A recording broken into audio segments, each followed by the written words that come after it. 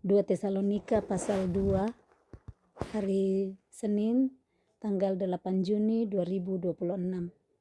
Kedurhakaan sebelum kedatangan Tuhan. Tentang kedatangan Tuhan kita Yesus Kristus dan terhimpunnya kita dengan Dia, kami minta kepadamu saudara-saudara, supaya kamu jangan lekas bingung dan gelisah, baik oleh ilham roh maupun oleh pemberitaan atau surat yang dikatakan dari kami, seolah-olah hari Tuhan telah tiba. Nah, ini 2 Tesalonika pasal 2, judulnya adalah kedurhakaan sebelum kedatangan Tuhan. Jadi di sini menyatakan sebelum kedatangan Tuhan itu ada kedurhakaan yang akan terjadi.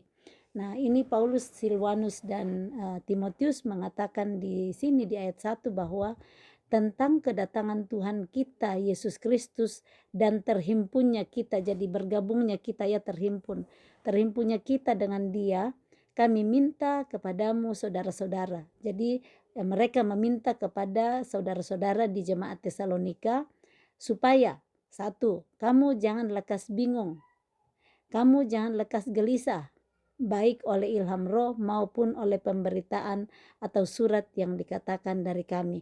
Nah, jadi tentang kedatangan Tuhan kan kita tidak tahu kapan Tuhan datang. Sebelumnya sudah dituliskan di pembacaan sebelumnya bagaimana bahwa kedatangan Tuhan itu seperti pencuri ya.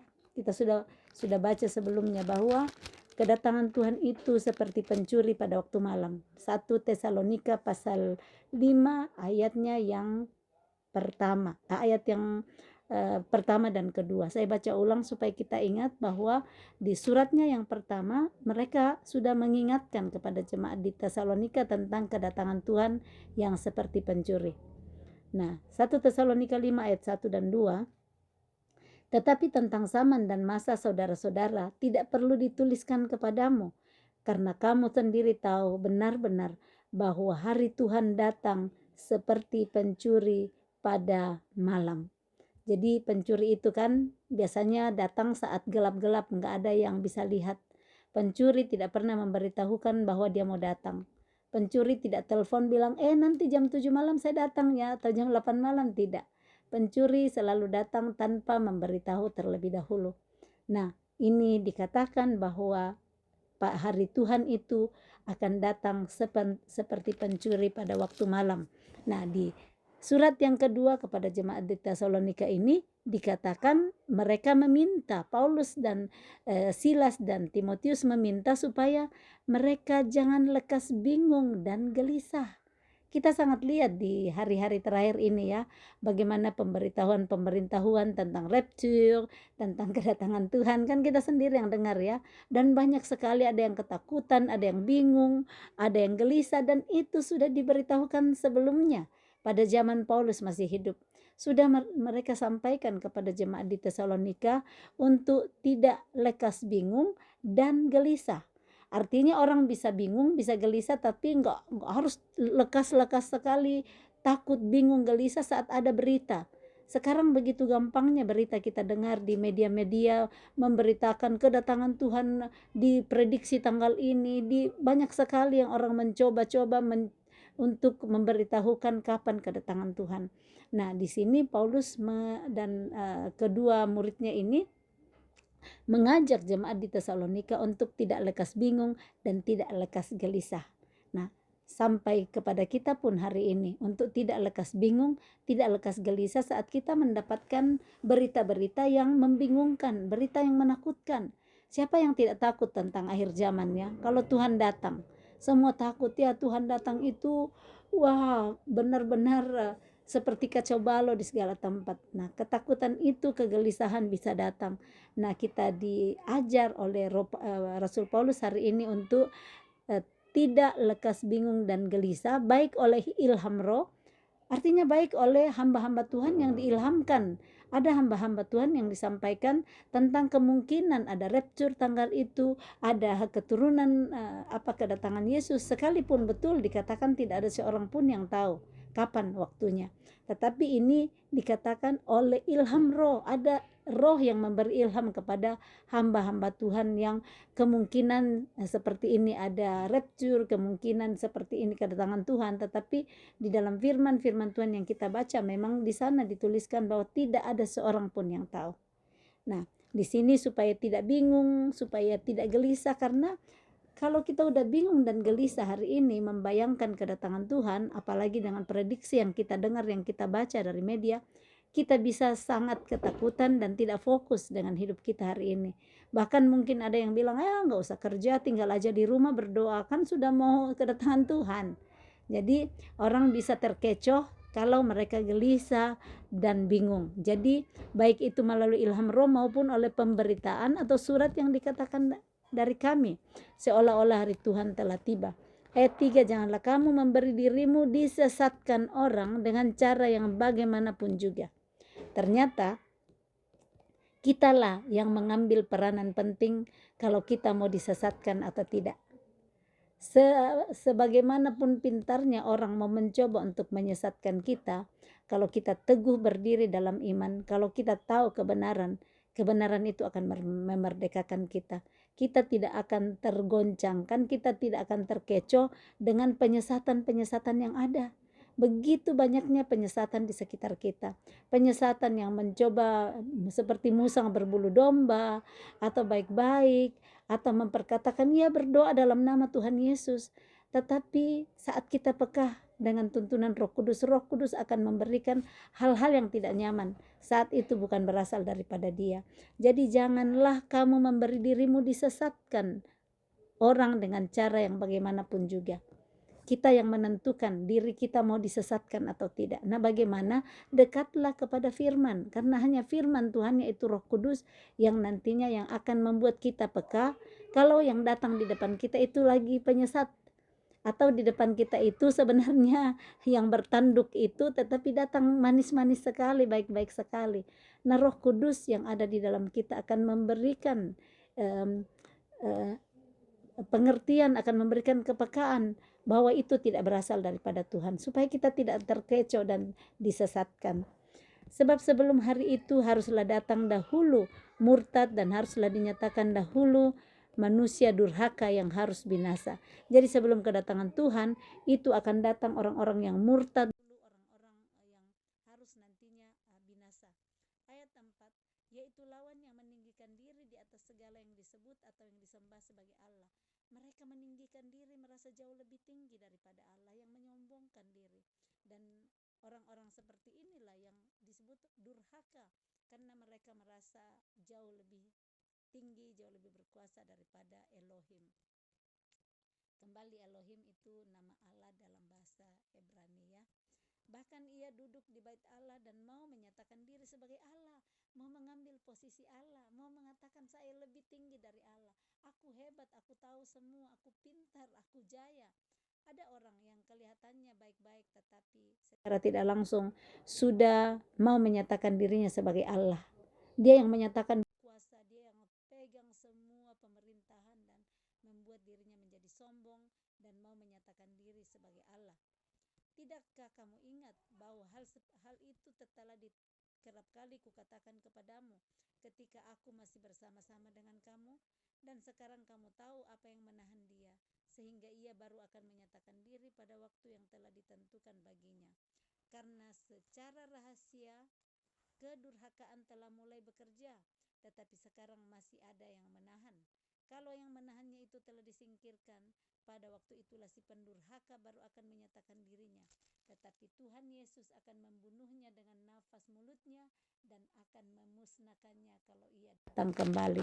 Jadi ini si pendurhaka ini dikatakan sekarang kamu tahu apa yang menahan dia, sehingga ia baru akan menyatakan diri pada waktu yang telah ditentukan baginya. Karena secara rahasia kedurhakaan telah mulai bekerja. Jadi sudah bekerja itu kedurhakaan, tetapi masih ada yang menahan, masih sepertinya main-main di belakang, tidak terang-terangan. Nah, kalau yang menahannya itu telah disingkirkan, pada waktu itulah si pendurhaka akan menyatakan dirinya. Tetapi Tuhan Yesus akan membunuhnya dengan nafas mulutnya Nafas mulutnya adalah firman. Nafas mulut Yesus adalah firman. Nah, Yesus yang terlebih besar ada di dalam kita saat kita memperkatakan juga firman-Nya. Nafas mulut kita adalah firman. Firman itu yang akan membunuh musuh kita. Firman itu yang akan membunuh segala pendurhaka yang ada. So jangan takut untuk memperkatakan firman. Tapi untuk bisa memperkatakan firman perlu tahu dulu firman-Nya. Makanya cari dengan segenap hati, gali firman Tuhan melalui pertolongan Roh Kudus, supaya saat pendurhaka mencoba untuk menyesatkan kita, hanya dengan nafas mulut kita berbicara, memperkatakan firman, maka musuh akan dibunuh. Seperti yang dituliskan di ayat yang ke-7 ini, saya ulang bahwa pada waktu itulah si pendurhaka baru akan menyatakan dirinya, tetapi Tuhan Yesus akan membunuhnya dengan nafas mulutnya dan akan memusnahkannya kalau ia datang kembali. Kedatangan si pendurhaka itu adalah pekerjaan iblis dan akan disertai rupa-rupa perbuatan ajaib, tanda-tanda dan mujizat-mujizat palsu. Hati-hati dengan pekerjaan-pekerjaan dan rupa-rupa perbuatan ajaib, tanda-tanda dan mujizat-mujizat. Tidak semua berasal dari Tuhan. Jangan terkecoh kalau ada orang yang penyembuhan, orang yang membuat mujizat, karena bisa saja itu bukan daripada Tuhan. Kita sudah baca dulu sebelumnya, Paulus sudah menyatakan di 1 Tesalonika ayat yang ke-21, ujilah segala sesuatu dan peganglah yang baik. Kita perlu terus menguji segala sesuatu. Menguji, saya ingat sekali ya dulu, itu beberapa 2 tahun yang lalu ya, orang tua saya ya sudah usia lanjut. Nah, mereka satu kali cerita, ada itu pertemuan di satu gedung, kita dibikin ketawa-ketawa, kita dikasih hadiah biasa panci atau apa. Saya bilang pasti ada maksud di belakang itu. Oh tidak ada, baik sekali, kita selalu diajak-ajak ketawa, dikasih semangat. Saya bilang tidak bisa ke kalian ketawa di rumah sendiri. Saya bilang begini, iya tidak, karena kalau kita kumpul-kumpul itu kita dikasih baik sekali, mereka dikasih ketawa-ketawa semua. Jadi mereka banyak kumpul, banyak kasihan yang manula yang kumpul-kumpul di situ. Sampai satu kali kami pulang dan kami diperlihatkan itu seperti selimut, ikat pinggang, semua itu jutaan diminta untuk mereka beli. Selalu ada di belakang ya. Kalau ada maksud-maksud seperti itu, kita bisa tahu ada maksud, ada udang di balik batu.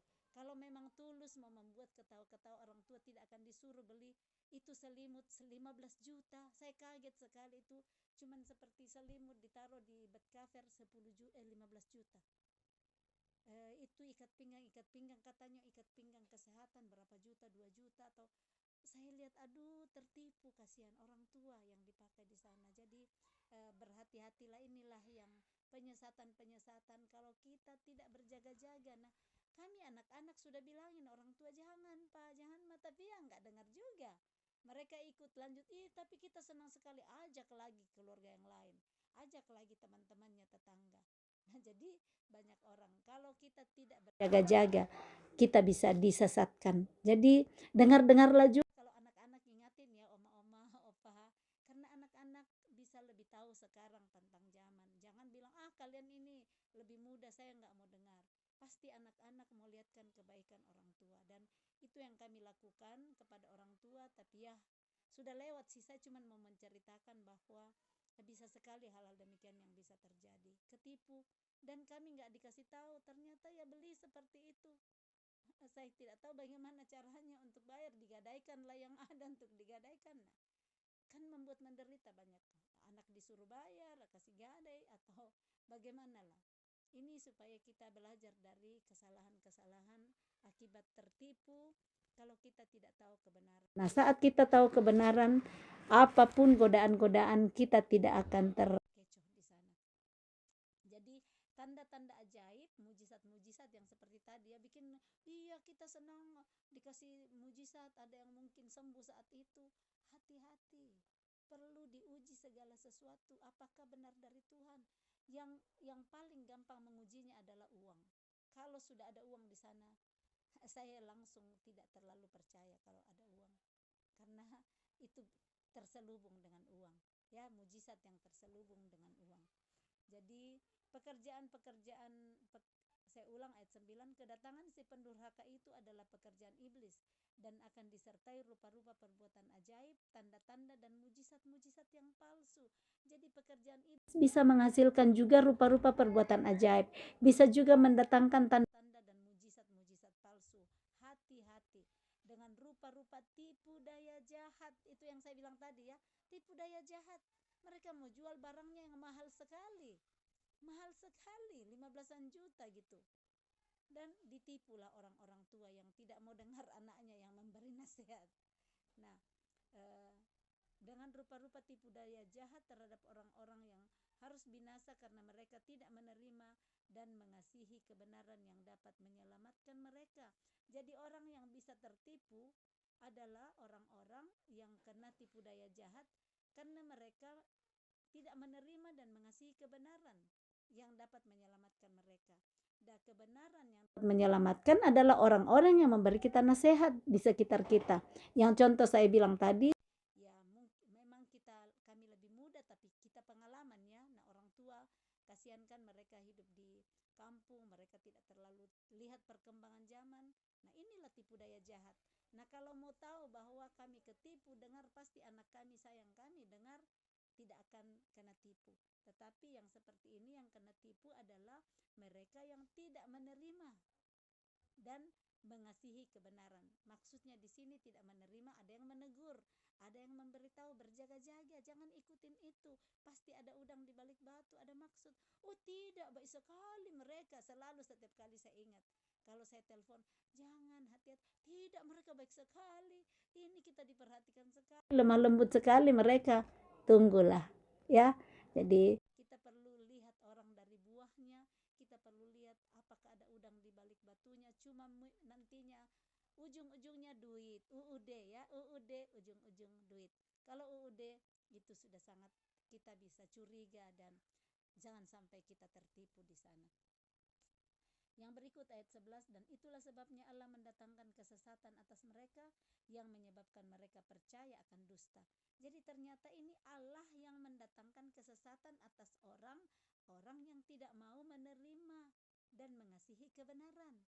Jadi saat kita dengar firman Tuhan baru kita pandang enteng, kita cuek, kita tidak mau terima. Ternyata ini dikatakan bahwa dan itulah sebabnya Allah mendatangkan kesesatan atas mereka. Karena tidak mau dengar-dengaran, nah didatangkan kesesatan atas mereka yang menyebabkan mereka percaya akan dusta. Percaya akan dusta karena tidak mau dengar-dengaran apa kata Tuhan. Kita akan percaya kepada dusta, cuma dua, percaya kepada dusta atau percaya kepada Tuhan. Supaya dihukum semua orang yang tidak percaya akan kebenaran dan yang suka kejahatan.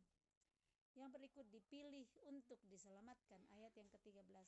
Akan tetapi kami harus selalu mengucap syukur kepada Allah karena kamu, saudara-saudara yang dikasihi Tuhan, sebab Allah dari mulanya telah memilih kamu untuk diselamatkan dalam roh yang menguduskan kamu dan dalam kebenaran yang kamu percayai. Jadi Rasul Paulus bersama Silwanus dan Timotius katakan kami harus selalu mengucap syukur kepada Elohim karena kamu. Kenapa? Karena kamu dikasihi, sebab dari mulanya Allah telah memilih kamu untuk diselamatkan dalam roh. Kita percaya bahwa kita dari semula Tuhan sudah pilih kita untuk diselamatkan dalam roh. Yang roh itu yang menguduskan kita dalam kebenaran yang kita percayai. Marilah kita percaya kebenaran supaya kita tidak tertipu, supaya kita tidak kena dusta. Nah, kalau kita tidak percaya kebenaran, ya nantinya kita akan percaya kepada dusta dan tipu muslihat di sekitar kita. Ayat 14, untuk itulah ia telah memanggil kamu oleh Injil yang kami beritakan, sehingga kamu boleh memperoleh kemuliaan Yesus Kristus Tuhan kita. Jadi melalui Injil yang Paulus dan teman-temannya ini sampaikan, inilah mereka dipanggil. Tuhan memanggil mereka. Untuk itulah ia telah memanggil kamu oleh Injil yang kami beritakan, sehingga kamu boleh memperoleh kemuliaan Yesus Kristus Tuhan kita. Ayat 15, sebab itu berdirilah teguh dan berpeganglah pada ajaran-ajaran yang kamu terima dari kami, baik secara lisan maupun secara tertulis. Jadi untuk tidak tergoyahkan, tidak tertipu, tidak kena dusta-dusta daripada iblis di sini, kita perlu berdiri teguh dengan cara berpegang pada ajaran-ajaran yang kita terima. Kalau mereka ini Paulus bilang dari kami. Nah, kita dari siapa? Kita mendapat pengajaran-pengajaran baik secara lisan, mungkin sekarang kita ada WhatsApp. Kalau lisan berbicara langsung lewat Zoom, berbicara langsung lewat telepon atau dengan khotbah-khotbah, dan ada juga yang secara tertulis. Sekarang kita bisa tulis lewat status, lewat WhatsApp, lewat IG, ada banyak sekali. Nah, seperti inilah kita harus teguh berdiri, berpegang kepada ajaran-ajaran yang kita terima. Ajaran mana yang benar? Jangan terkecoh. Bisa sekali musang berbulu domba, bisa sekali ular memakai baju yang indah-indah seperti saat berbicara dengan Hawa. Jadi kita perlu berjaga-jaga supaya tetap berdiri teguh, tidak tergoncangkan, unshakable dari semua ajaran-ajaran yang salah yang ada di sekitar kita. Dan caranya adalah bagaimana? Kita perlu tahu kebenaran, karena kebenaran tidak akan tergoncangkan. Orang mau bilang apapun, kalau kita tahu kebenaran, kita pegang kebenaran, kita tidak akan goyah, kita akan tetap teguh berdiri. Orang mau bilang, ya nggak apa-apa, cerai aja. Kan banyak orang yang bikin juga kok. Itu bahkan pendeta ada yang cerai di sana, ada hamba Tuhan yang cerai. Kamu menderita seperti itu, ngapain mau lanjutkan hidup sama orang seperti itu? Resiko memilih untuk menikah dengan orang yang kita sudah pilih, ya, tidak ada pintu keluar dari sebuah pernikahan. Nah, di sana kita harus belajar untuk terus mendengar firman Tuhan. Nah, kalau yang sudah menghidupi seperti itu karena belum tahu kebenarannya, ya, jadi ada hal-hal yang kita melakukan karena belum tahu kebenaran. Nah, jangan blame diri, minta ampun sama Tuhan, dan Tuhan tahu bagaimana, karena ketidaktahuan dulunya, ya. Mungkin sebelumnya ketidaktahuan, minta cerai atau menceraikan atau apa, minta ampun sama Tuhan, dan Tuhan tahu sebenarnya karena ketidaktahuan. Tapi kalau sudah tahu baru mau tetap melakukan, itu beda tanggung jawabnya. Yang berikut, dan ia Tuhan kita Yesus Kristus dan Allah Bapa kita yang dalam kasih karunia-Nya telah mengasihi kita dan yang telah menganugerahkan penghiburan abadi dan pengharapan baik kepada kita, kiranya menghibur dan menguatkan hatimu dalam pekerjaan dan perkataan yang baik. Jadi dalam menghadapi segala tipu daya, di dalam kepalsuan-kepalsuan yang ada di sekitar kita, ajaran-ajaran yang salah, kalau kita tetap teguh berdiri mempercayai kebenaran, nah ia yaitu Tuhan kita Yesus Kristus, Allah Bapa kita dalam kasih karunia-Nya, dialah yang menganugerahkan penghiburan abadi kekal. Dia akan terus menghibur kita, bukan cuma satu kali. Kan orang bersedih nggak cuma satu kali, ya. Kadang sedih karena kehilangan pekerjaan, sedih karena kehilangan orang yang dikasihi, sedih karena dikata-katain teman. Nggak cuma 1-2 kali, tapi sering ada itu situasi di mana kita butuh penghiburan. Nah, Tuhan ini adalah Dia telah menganugerahkan penghiburan abadi. Dia ada senantiasa di saat kita butuh penghiburan. Gak cuma satu kali, ada teman mungkin hadir di satu kali kita sedih, dia datang hibur kita, tapi kesedihan berikut dia sudah menghilang.